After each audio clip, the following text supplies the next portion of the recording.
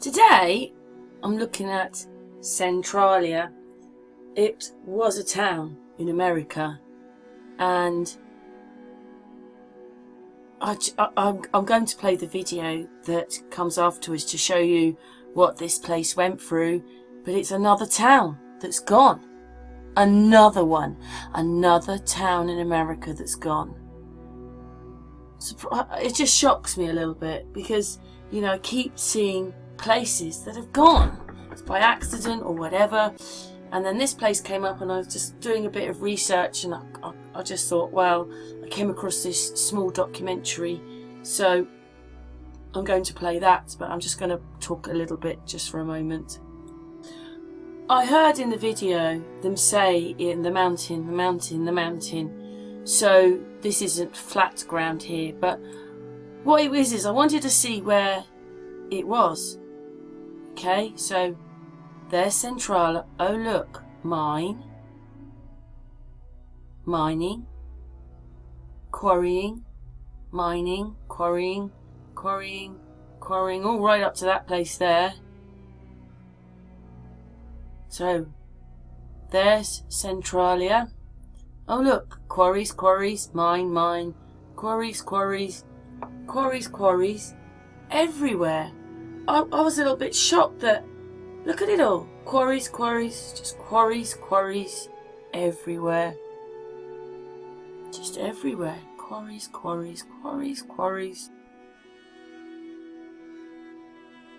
Look at them all. They are everywhere there. Look, more and more quarries, mines, whatever you want to call them. You zoom in and you can see it's quarry, mine, whichever way you want to do it. They're taking minerals, whatever. They're taking stuff away. And I was like, wow. Because Centralia is, look, there's a little digger there. Look, there's a little digger. Just there. Oh, just there. Look, little digger. But when you zoom out, you can see that Centralia is in the middle of all this. I think we're going to be able to see it now. Look at it all. Quarrying. Oh, there's some towns now. But we're going to go back.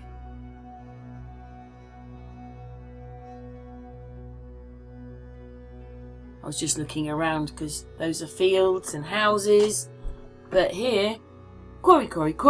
It's obviously quite rocky there. But look, and there's Centralia. There, in the middle of it all. Quarrying around. I wonder what these are here. But anyway, I just saw those. But anyway, there you go. It sits in the middle. Whoops, a daisy. Out we go. It sits in the middle of all those quarries, mines, whatever you want to call them. So, all the way up here is mining and quarrying. But very sad for Centralia, another place that's gone. More recently, this one's more recent. This was something happened in the 1960s and it's still going on now, but it does remind me a bit of Christian. He goes on about what volcanoes are. It's just a slag heap basically, and I think the same with this, they've kind of made it into a volcano. That's what's happening, and they say it's going to burn for many more years. And look, there's Baltimore. Obviously Amy lives round. Ooh, my cursor's not working. Amy lives around, oh, I've lost the thing now. Come on, Karen. Amy lives Maryland. That's where Amy lives, in Maryland.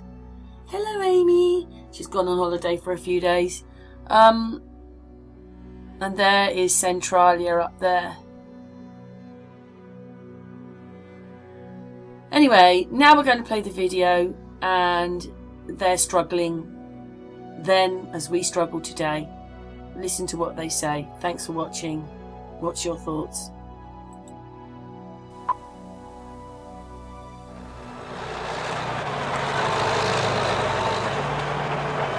I didn't know that the town was being slowly eaten away. I didn't know that the community was being slowly destroyed. If we want to save this community for our posterity, We've got to do something now to save it. Well, it isn't very comfortable to live here anymore with the mine fire and the gases that we have to put up with. And just we're pleading for help all the time and don't seem that we're getting anybody's listening. I felt that the government knew what it was doing. I felt that I didn't have a right. I wasn't an engineer. I was only a housewife, mother. What do I know about mine fires? But when they came back, when the government came back and drilled around my property and the temperatures were 626 degrees, I knew that they didn't know what they were doing. And I knew I had to get involved. 50 years ago, when coal was king, Centralia, Pennsylvania was a boom town. People were optimistic, jobs were plentiful, and the future seemed bright. Today, this picturesque mountain community, 100 miles northwest of Philadelphia, is a place where the nation's most extensive underground mine fire has made danger and uncertainty a way of life. Almost every day, steam generated by the mine fire belches from the roadside, marking the steep entrance to the town with an eerie reminder of the environmental nightmare which burns relentlessly 65 feet below the surface of the town. Huge vent pipes tower over this community of 1,000 people, allowing poisonous gases and noxious fumes to escape into the atmosphere. Of the 261 mine fires burning in America today, the Centralia fire is the only one which poses a direct threat to the health and safety of residents of a populated area.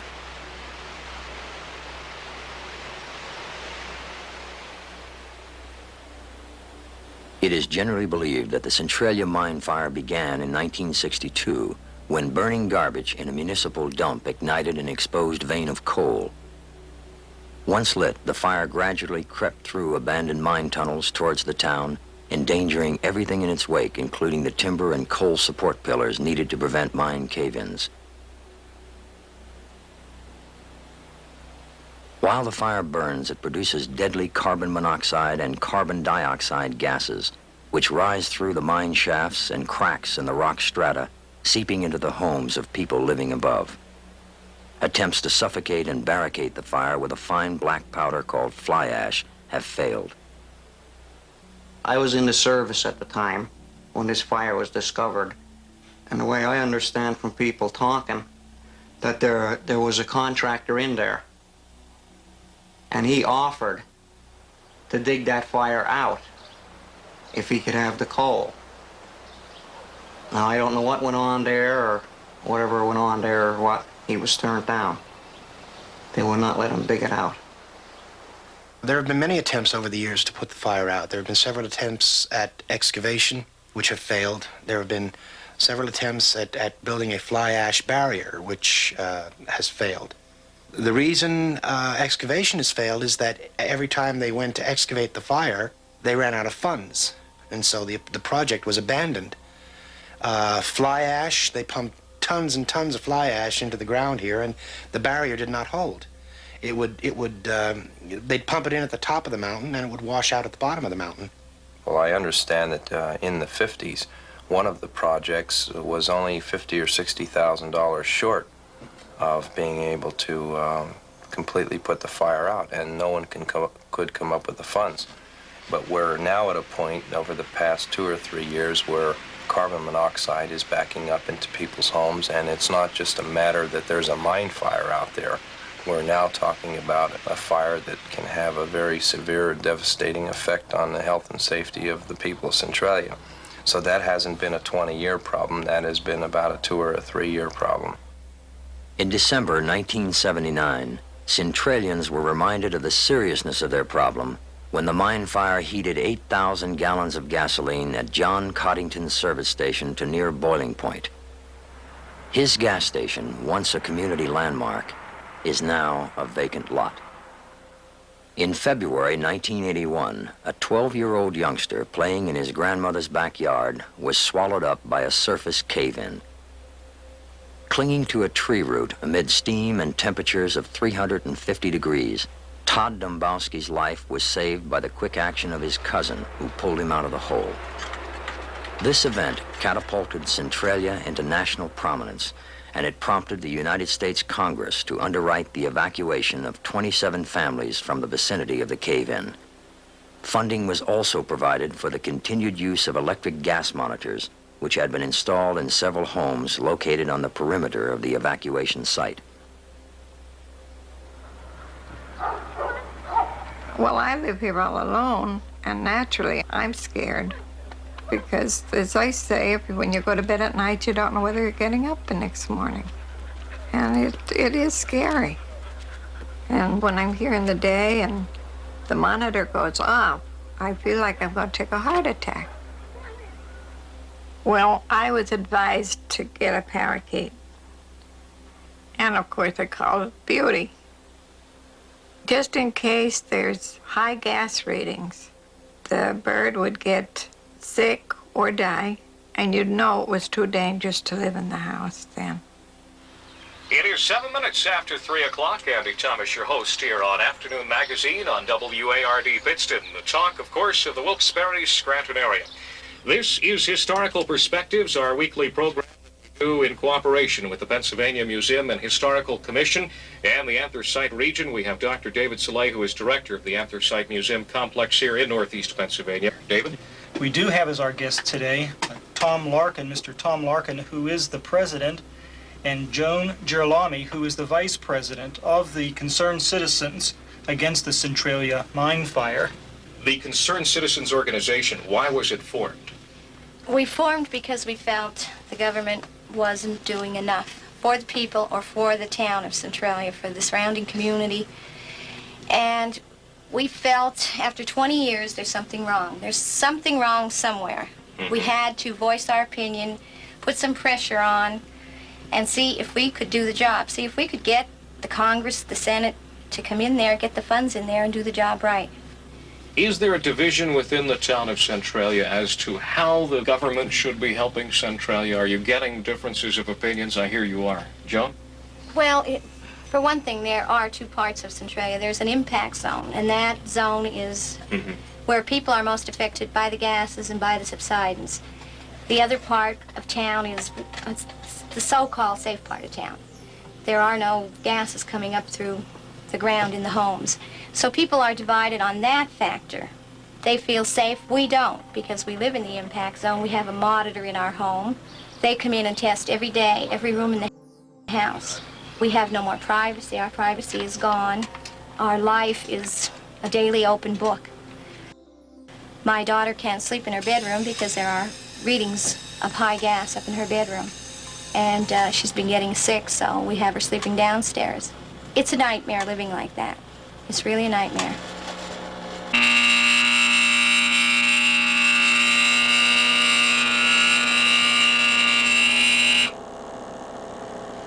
Working good, huh? Right on.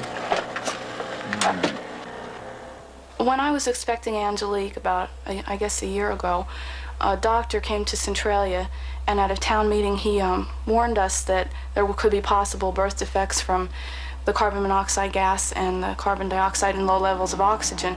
And he warned that pregnant mothers should leave town and that the woman here shouldn't have any children at all.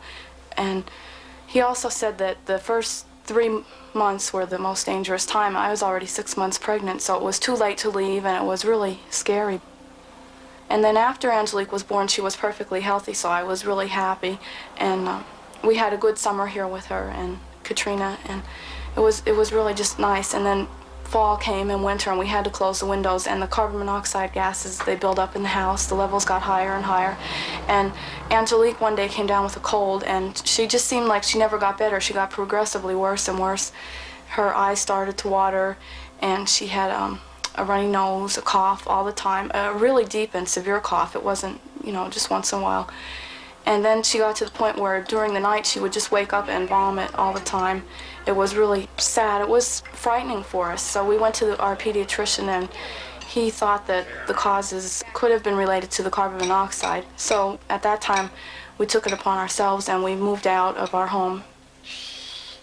The government tells us, our state health department tells us that these gases are not dangerous to us, that we can live with these gases. The government bases its standards on an 8-hour work period within the coal mines.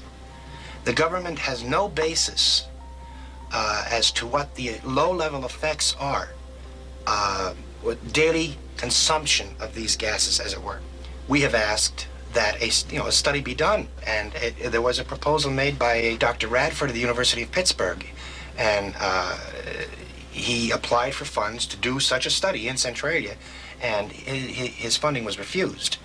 And the reason given by the government agency that refused the funding was that this agency had no power to control the pollutants. Mm-hmm. So, since they can't control it, they won't fund a study on it. Well, this goes to a really fundamental question about the whole Centralia issue, and that is this, that people know there are hazardous materials in the effluents from this fire. They are well recognized as being potentially serious. Now, faced with that situation, the average citizen raises questions. Well, how bad is it? They try to ask various agencies of government, the usual kinds of sources of information that people are likely to get.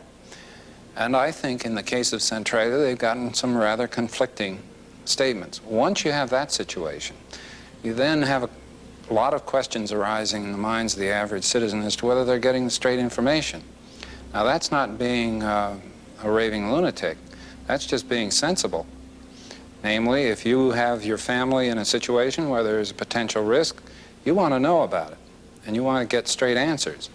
And I think that is illustrative of many of the environmental problems we have today, that the people don't think they're getting straight answers. In peace, let us pray to the Lord. While it burns, the Centralia mine fire is destroying more than just a town. It's threatening a way of life. The mine fire is breaking up the community. It is making it difficult to continue the traditions of the past as if nothing were happening. Despite their adversity, Centralians speak enthusiastically about their town and its values. Bless us, O Lord, and these thy gifts which we are about to... Here in Centralia, the values, as far as family life go, I think are tremendous. The people generally love children, look after the elderly, support their church. They really love their church. And we do have a few problems, but I think raising a family in this environment is great as far as I'm concerned. Well, I like it because I was born here, raised right here in this home. I'm here 59 years now. I wouldn't want to move. You have to live in a small town to really realize what a small town means to the people, you know, to a person. It ain't like the city. I mean, you know everybody. Everybody knows everybody. It's like a big happy family.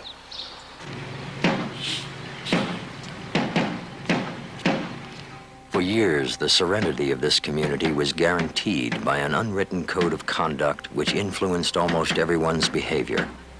Thus, disagreements between people were polite and never resulted in public conflict. 2 decades of controversy, however, have altered that tradition. The mine fire's location has become a source of strong public disagreement. John Wondolowski, the part-time mayor of the town who operates a bulldozer at a strip mine just outside of Centralia, does not believe his community is in imminent danger. He is not without his critics and his supporters. Well, the mine fire is extensive, but in my own personal opinion, I think it's moving away from the town. From my experience, I feel that some of the boreholes that were checked up there, the temperature's been going steadily down. The fire, I think, is east of town. I don't think it's really under the borough of Centralia. We know there's a fire there, but I don't think it's under the borough of Centralia. Well, I don't know why anybody doesn't think it's down here. I think it is. I think the whole damn town is under fire, to tell you the truth. To say that you have fire under the whole borough, no. I don't think this is true at all. I'm even doubtful if we actually have fire under the borough itself. I know we have a lot of heat, a lot of gas, on the southeastern end of town. Steam can't travel that far underground. It's got to be coming from below. It can't be coming from over here and coming up here. It's not going like this. It doesn't travel like that. If it travels like this, it cools down. There is no steam. It once again becomes water. My major concern is to try to get the fire out where it's at, dig it out, and preserve the town intact. And I think it can be done.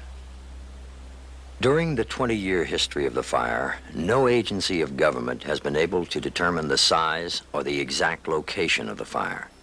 Although 2,000 boreholes have been drilled into the mines to enable scientists to locate the fire, recently the federal government funded another borehole study costing $850,000.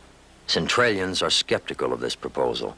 They view it as yet another expensive but unproductive study which will not guarantee their safety or security. Okay, I call this meeting to order, and I would like you all to stand, please, and we'll recite the Pledge Allegiance. I pledge allegiance to the flag of the United States of America and to the republic for which it stands, one nation, under God, indivisible, with liberty and justice for all. Please be seated. As I stated earlier, my name is Louis McNay, and I am with the Office of Surface Mining in Washington.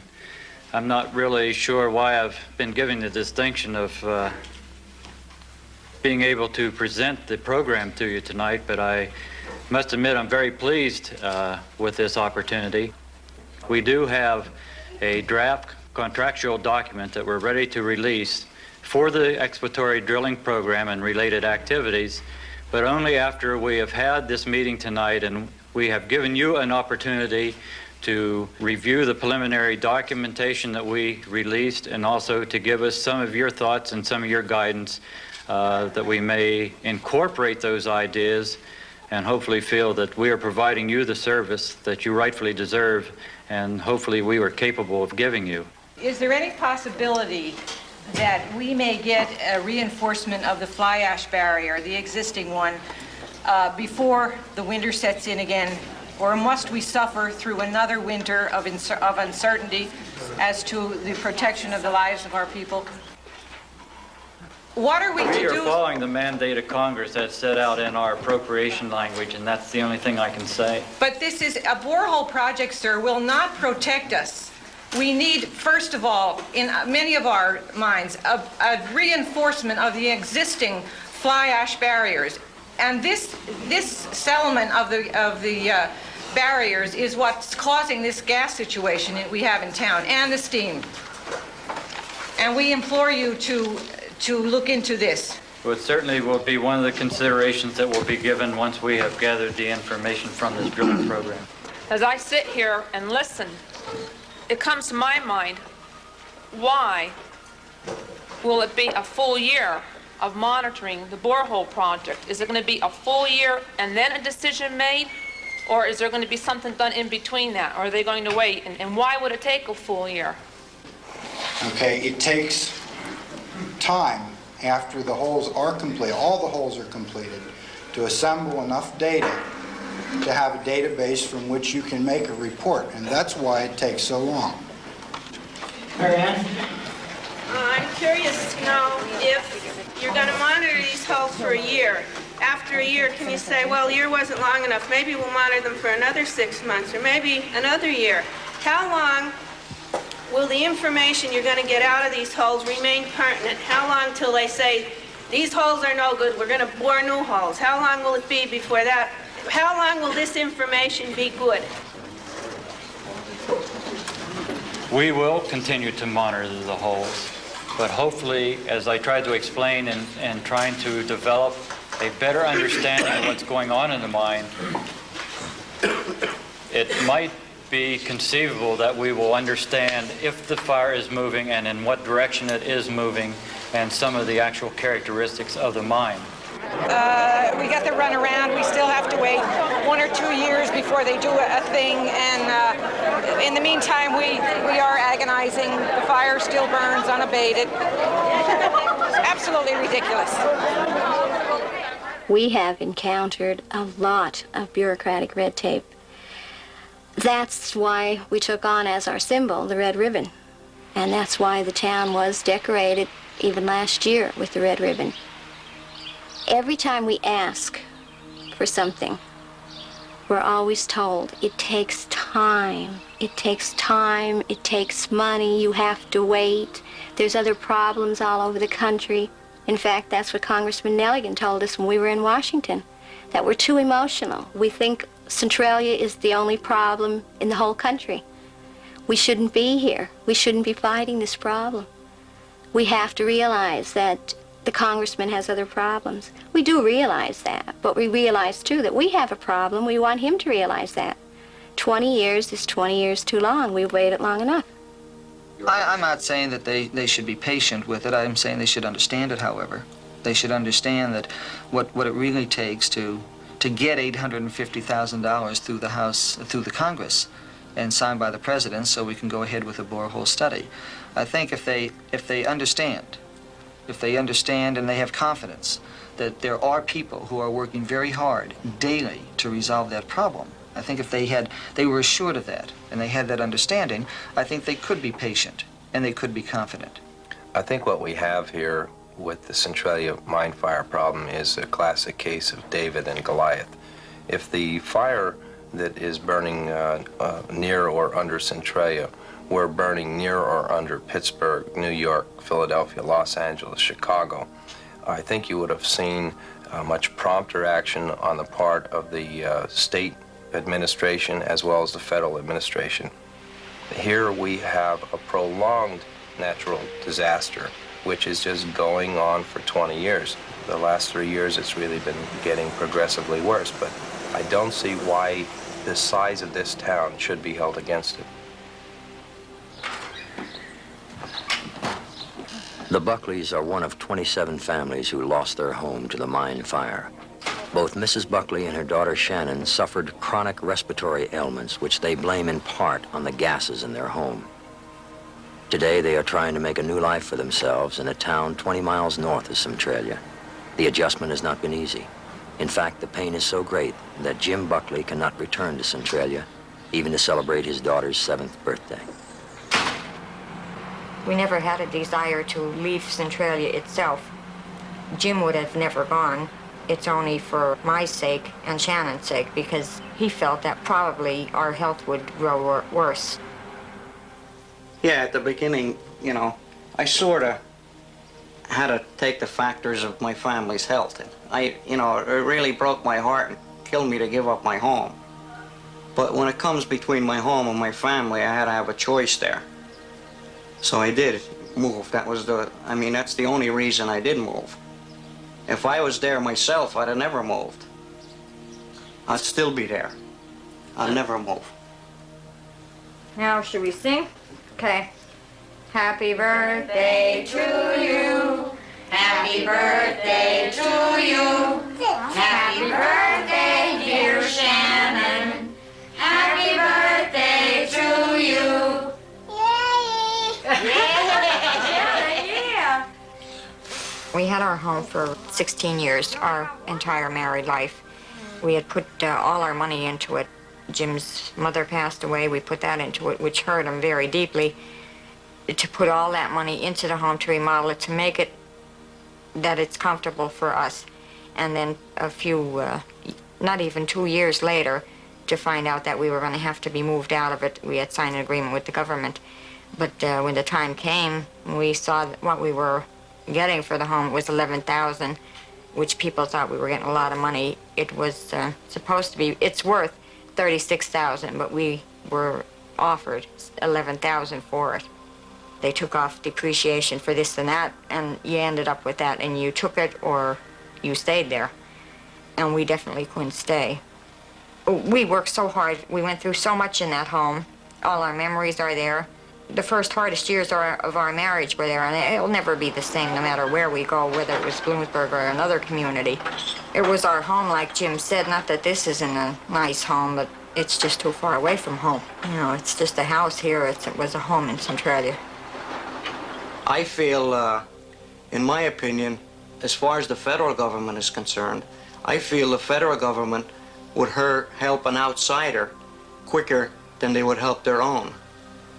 What the reason is, if it's for foreign affairs or whatever, I do not know what is behind it. But I do believe that they have the money there is a fund there, and the money is there, and it should be used to put this fire out and not to cause the people of Centralia any more hardship. That is the thing, or cause somebody death, that eventually it might happen.